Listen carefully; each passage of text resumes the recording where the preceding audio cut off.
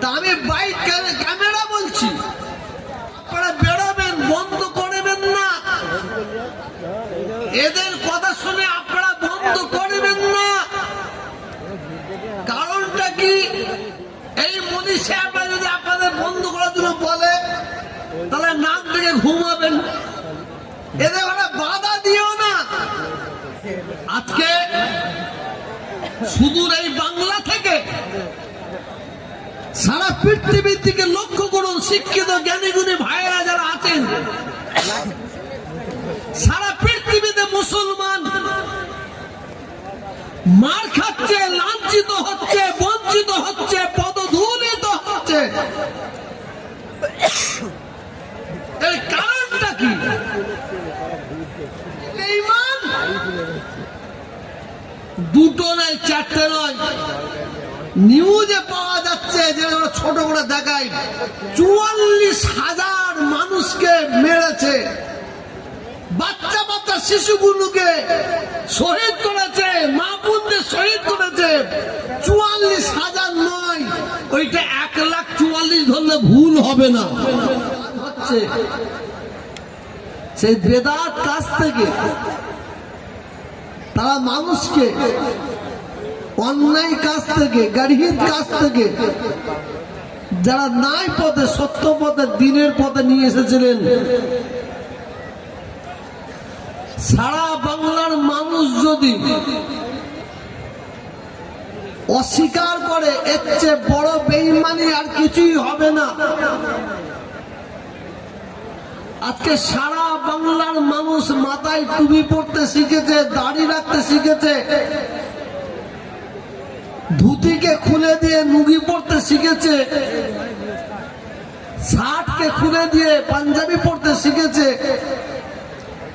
কোরআন পড়তে শিখেছে, হাদিস পড়তে শিখেছে, নামাজ পড়তে শিখেছে, মসজিদে যেতে শিখেছে,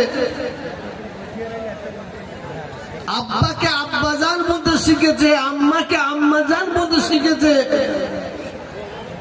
মুরব্বীদের সম্মান দিতে শিখেছে, বাচ্চাদের স্নেহ করতে শিখেছে।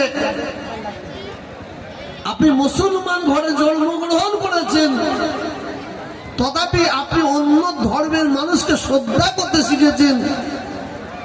আজকে যার ওসিলায় তিনি হচ্ছেন মুজাদ্দিদে জামান পীর আবু বকর সিদ্দিক রহমাতুল্লাহ আলাইহি। সারা ভারতবর্ষের মানুষ ইসলামের আলো পেয়েছে, ইসলামের জ্যোতি পেয়েছে, নূর পেয়েছে, ইসলামকে চিনেছে, শরীয়তকে চিনেছে। যদি কেউ অস্বীকার করে, এর চেয়ে বড় বেঈমানি আর কিছু হতে পারে না। তিনি হচ্ছেন গরিবি নওয়াজ হযরত খাজা মাইনুদ্দিন চিশতি রহমাতুল্লাহ আলাইহি। আমি আমার একটা ছোট্ট ঘটনা আমি আপনাদের সম্মুখে বলি। হুগলি এবং মেদিনীপুর, আমার কথা রেকর্ডিং হচ্ছে, তারা নিশ্চয়ই শুনবেন। একটা ধনী লোকের বাড়িতে একটা ভিখারি গেছে, গরিব মানুষ, গিয়ে বলছে আমাকে কিছু সাহায্য করো। তো ধনী লোকটা বকিল, কিরকম, সে বলছে দুহা বেরিয়ে যা।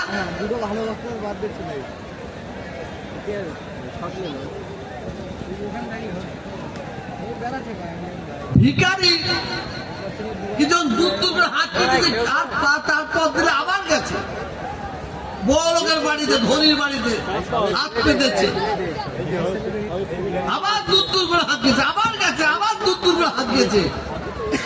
ভিখারি তো বলছে এটা খুব ছ্যাঁচড়া ভিখারি, ধনী লোকটা বলছে এটা খুব ছ্যাঁচড়া ভিখারি। আর ভিখারিটা বলছে এটা খুব ছ্যাঁচড়া বড় লোক। তো বড় লোকটা, ধনী লোকটা ও দেখছে ছ্যাঁচড়া ভিখারি যাবে না, অতএব কি করলো জানেন? ওই ধনী লোকটা চুলার মধ্যে, উনুনের মধ্যে হাত ভরে দিল। হাত ভরে দিয়ে এক মুঠো ছাই পাঁচ নিয়ে ওর হাতে দিল, হাতে দিয়ে বলছে তুই যা। ওই ভিখারিটা হাতটা খুলে দেখে এখন ওই এক মুঠো মাছ ছাই। ভিখারিটা তখন বলে তুই তাই দে তোর হাত খুলু, তুই তাই দে তোর হাত খুলু। আজকে যারা সবে বেড়াতে রাত্রিরে নফল নামাজ পড়তে যাচ্ছে, জিয়ারত করছে, এদের বাধা দেবেন না, করতে দেন। কারণ এরা নফল পড়তে পড়তে ইনশাআল্লাহ একদিন ফরজ ধরে ফেলবে। কি ঠিক বলছি না ভুল বলছি বলুন? আসুন, খুব মনোযোগ দিয়ে শুনুন। আমার শিয়াব ভাই, আমি এনাকে নিয়ে একটা আলোচনা করি। ইনি যত বক্তব্য রেখেছেন, সবচেয়ে মূল্যবান বক্তব্য যেটা করে গেলেন, নামাজের কথা বলে গেলেন। কুরআন শরীফটা খুলে দেখুন, কুরআন শরীফটা খুলে দেখলে বুঝতে পারবেন কুরআন পাকের মধ্যে আল্লাহ তাআলা এক জায়গায় নয়, দু জায়গায় নয়, 5 জায়গায় নয়, 10 জায়গায় নয়, 82টা জায়গায় আল্লাহ ঘোষণা করলেন ওয়াকিমুস সালাত, তোমরা নামাজ কায়েম করো, নামাজ প্রতিষ্ঠিত করো। নামাজের প্রতি আল্লাহ এত জোর দিলেন। আল্লাহ তো একবারই তো বলতে পারতেন ওয়াকিমুস সালাত, 82 বার বললেন কেন, কিসের জন্য? নামাজের মধ্যে আল্লাহ এত পাওয়ার, নামাজের মধ্যে আল্লাহ এত ক্ষমতা, এত শক্তি, এত মেডিসিন আল্লাহ ঢেলে দিয়েছেন। দুনিয়ার যত খারাপ কাজ আছে, অন্যায় কাজ আছে, গালিজ কাজ আছে, খারাপ কাজ থেকে, অন্যায় কাজ থেকে আপনাকে আমাকে বাঁচিয়ে নিতে পারে নামাজ। বলুন সুবহানাল্লাহ। নামাজ। আমি বেশি লম্বা চড়া করছি, এখনই শেষ করব। আল্লাহ রাসূল পৃথিবীর জমিনে কত বছর ছিলেন? 63 বছর।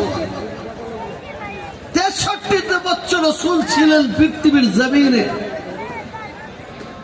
63 বছর পরে রাসূল যেদিন দুনিয়া থেকে বিদায় নিয়ে চলে যাবেন, শেষ নিঃশ্বাস ত্যাগ করবেন, রাসূলের রূহ মুবারক হযরতে আজরাইল সালাতুস সালাম কবজ করে নিয়ে চলে যাবেন। রাসূলের জীবনের শেষ আওয়াজ ছিল ইন্তেকালের সময়, এর পরে আর কোনো কথা বলবেন না, শেষ কথা সালাত, সালাত, সালাত। অতএব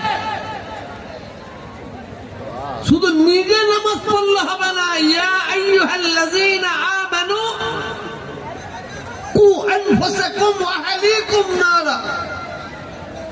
আল্লাহ বলতেন তুমি নিজে নামাজ পড়ো, তুমি নিজে হিদায়াত হও,